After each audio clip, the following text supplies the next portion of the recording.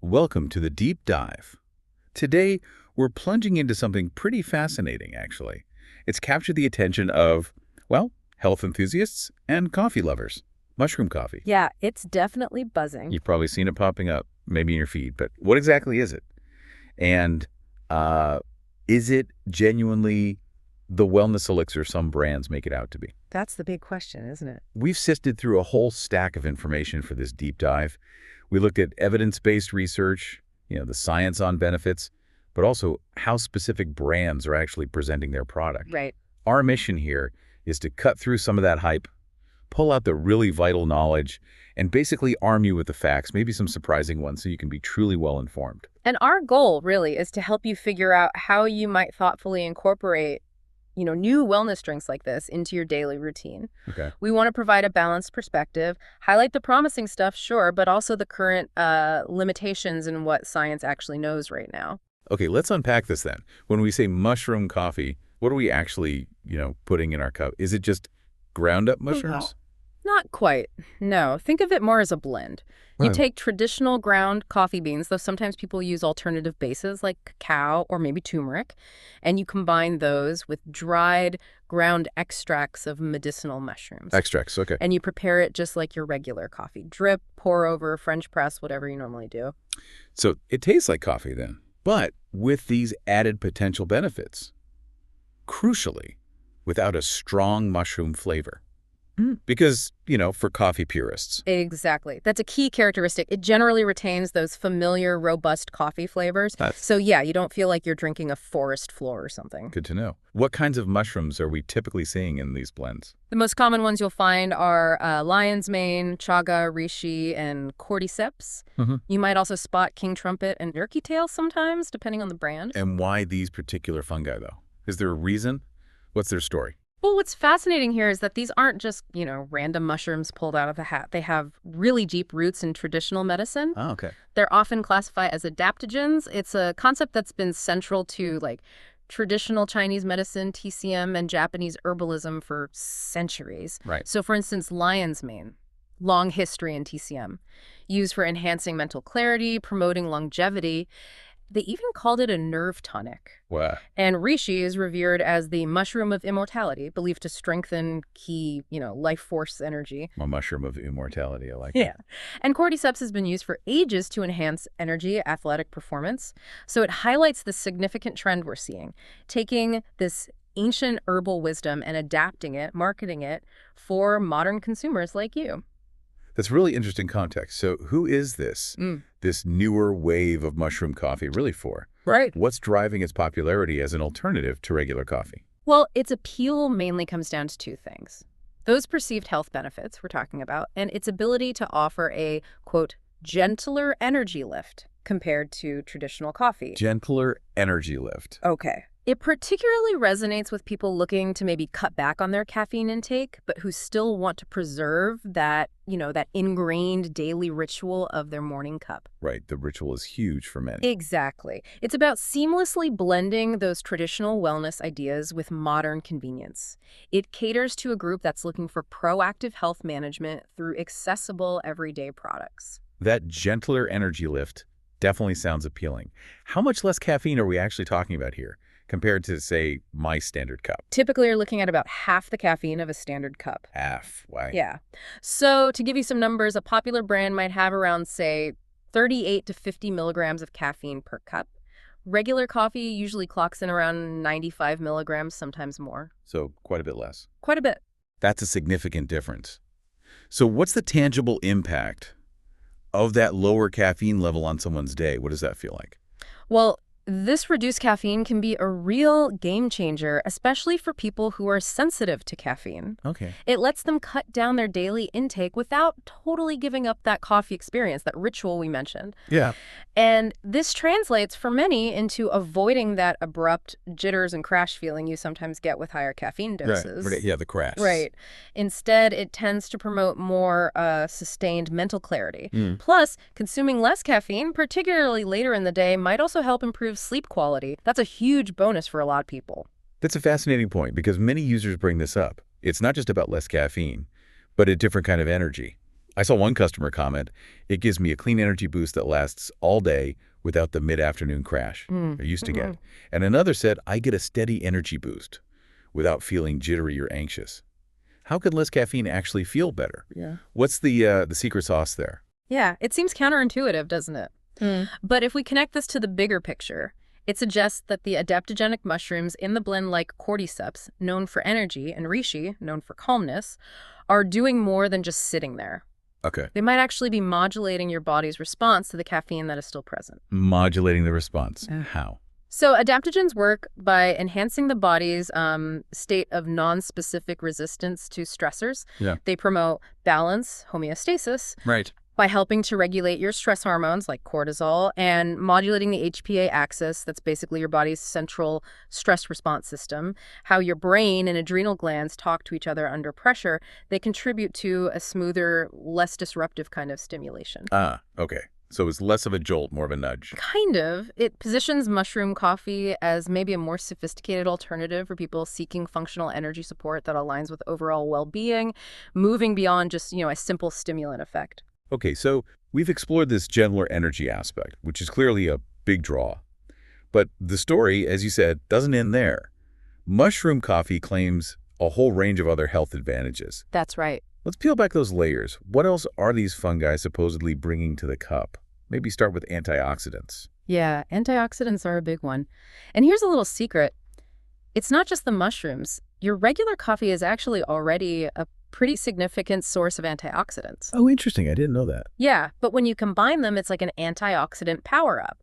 Medicinal mushrooms are inherently rich in them. And some research indicates that certain mushroom coffee blends, especially those with cordyceps or chaga, can have a higher antioxidant content than even regular coffee. So a synergy effect. Exactly. It suggests you get a broader spectrum of these protective compounds for your body. That makes sense. What about brain health? I keep hearing lion's mane mentioned as a star player there, often talked about for cognitive benefits. Absolutely. Lion's mane gets a lot of attention for potential cognitive benefits. It's often marketed as a nootropic. No, nootropic, right? Meaning something that might enhance brain function. It's believed to improve things like cognitive function and memory, partly by stimulating something called nerve growth factor, or NGF. NG. Yeah, nerve growth factor. It's crucial for the health and growth of your neurons, your brain cells. Okay. There are specific compounds in lion's mane hericenones and erinacines that are thought to be responsible. Some studies even suggest it might improve mood, boost focus, maybe even alleviate symptoms of anxiety and depression. That sounds incredibly promising for, brain power. But I recall reading something in the sources about extraction methods. Does that matter here? Yes, that's a really, really important point. It raises a critical question. The specific brain-boosting compounds in lion's mane, for example, are actually fat-soluble. Fat-soluble, okay. Which means they might require an alcohol extraction for your body to absorb them optimally for bioavailability. Yeah. Hot water extracts, which are, commonly used in coffee preparations because coffee is water-based, might offer fewer of those direct brain-enhancing qualities. Ah. So while the potential is definitely there, a lot of the research uses isolated mushroom extracts, not necessarily the specific coffee formulations you buy off the shelf.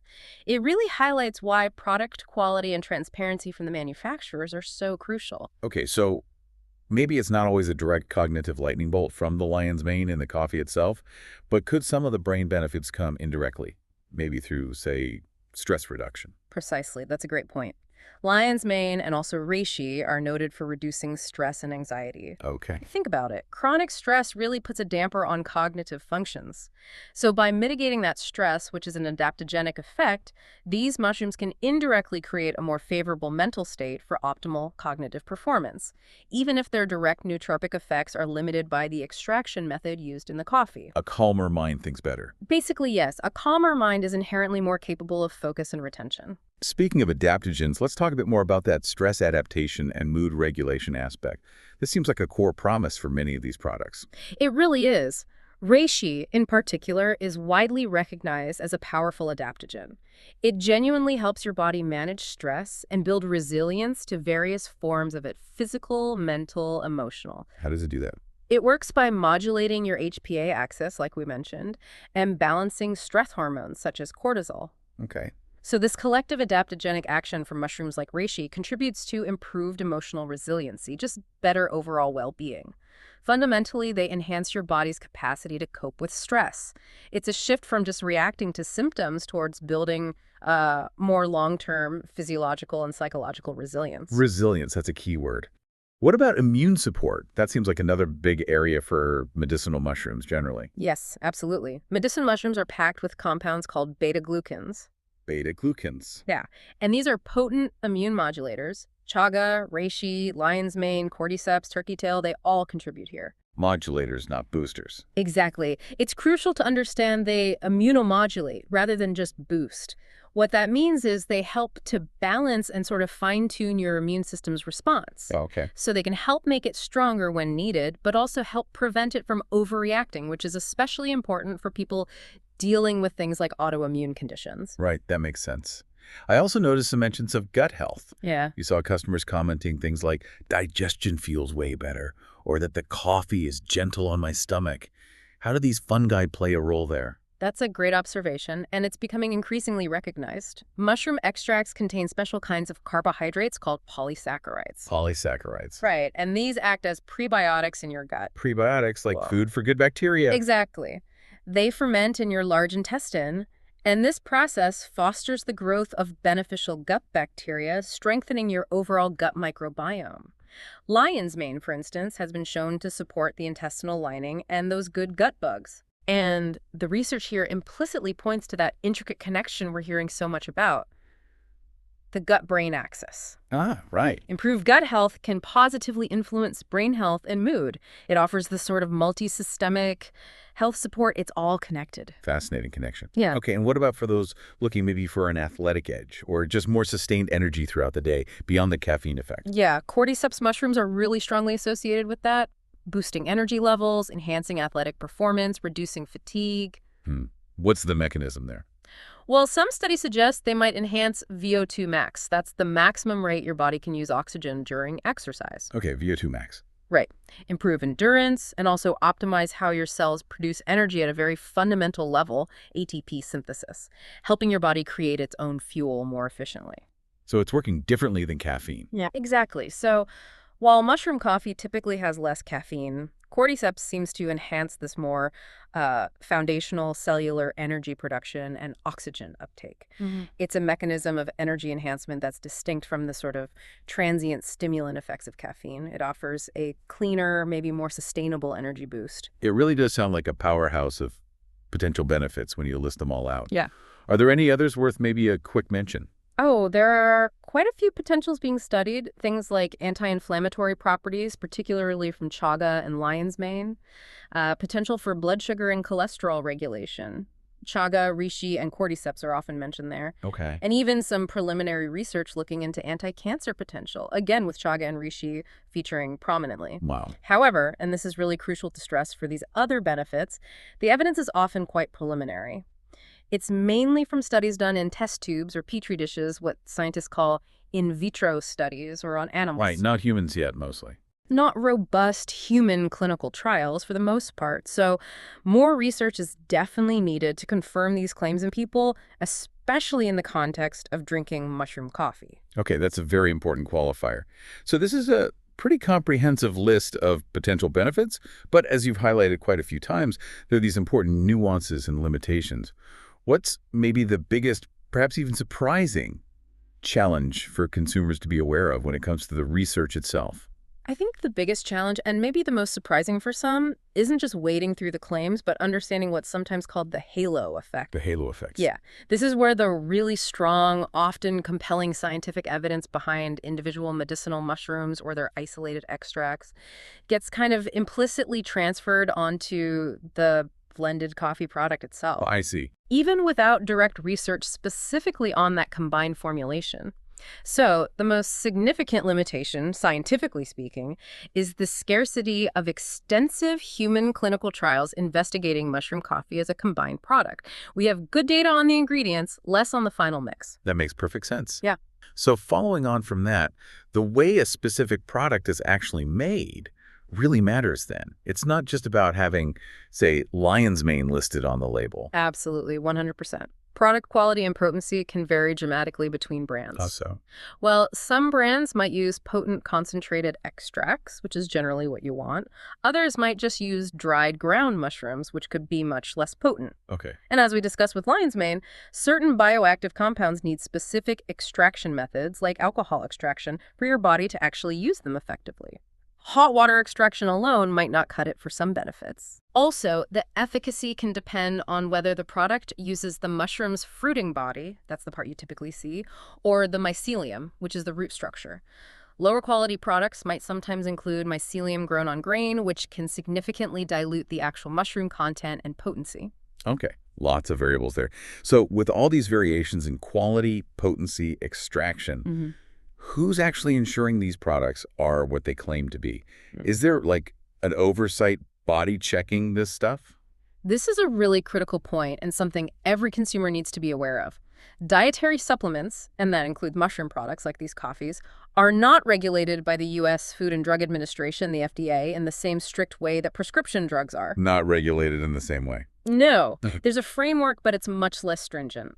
This lack of tight oversight means there's essentially no standardized guarantee of product purity, potency, or even consistency across different brands. So this places a pretty substantial responsibility squarely on you, the consumer, to really do your own work. You need to research reputable brands, look for transparency about sourcing and extraction, and maybe look for third-party certifications, which can offer at least some level of assurance. That's crucial advice. Okay, what about potential side effects or even drug interactions? We often hear natural, but that doesn't always mean it's safe for absolutely everyone, does it? You're absolutely right to ask that. It's a common misconception. While mushroom coffee is generally considered safe for most healthy adults, it can cause mild side effects in some sensitive individuals. Things like digestive discomfort, maybe mild allergic reactions. That's mild stuff. Usually mild, yes.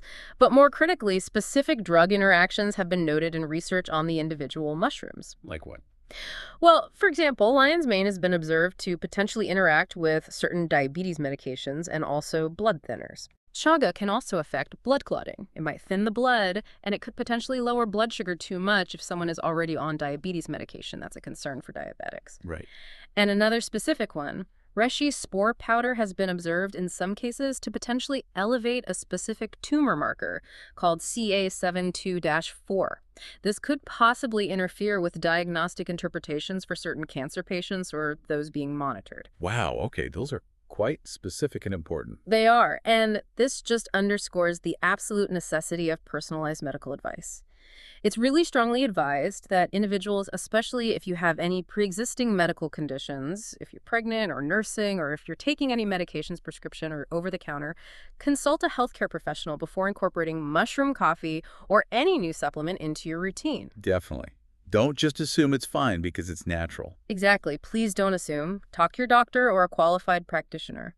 Okay, so to kind of bring this deep dive full circle then, mushroom coffee, it presents itself as this pretty compelling alternative to regular coffee. It offers that gentler energy lift we talked about, plus a whole range of potential benefits: enhanced antioxidants, maybe cognitive support, stress adaptation, immune modulation, gut health. Yeah, quite a list. It almost sounds like these mushrooms are the sort of unsung heroes of the coffee world, quietly doing a lot of potential heavy lifting behind the scenes. Yeah, that's one way to put it. Indeed. But, it is crucial to reiterate the main caveat here. While the scientific evidence for the individual mushroom extracts is often robust, sometimes quite compelling, Right. the research specifically on mushroom coffee as that combined product is still emerging. It's growing, but it's not fully mature yet. So manage expectations. Exactly. It should probably be seen as a tool to complement a healthy lifestyle, good diet, exercise, sleep, not as some kind of miraculous cure-all in a mug. Right. So for informed consumption, the advice seems to be prioritize quality and transparency from brands. Understand the nuances in the research, what's known about the blend versus the individual parts. Yes. And crucially, always consult healthcare professionals if you have existing conditions or you're on medication. And maybe start conservatively, see how your own body responds. That's excellent advice. Start low, go slow, pay attention. And, as scientific understanding continues to deepen, mushroom coffee certainly has the potential to become an even more well-established and scientifically backed functional beverage. The interest is definitely there. It seems like it. Which brings us to a final thought, something for you, our listener, to maybe mull over. In this world of rapidly evolving functional foods and wellness trends, how do you decide where to draw the line between embracing ancient wisdom and waiting for or demanding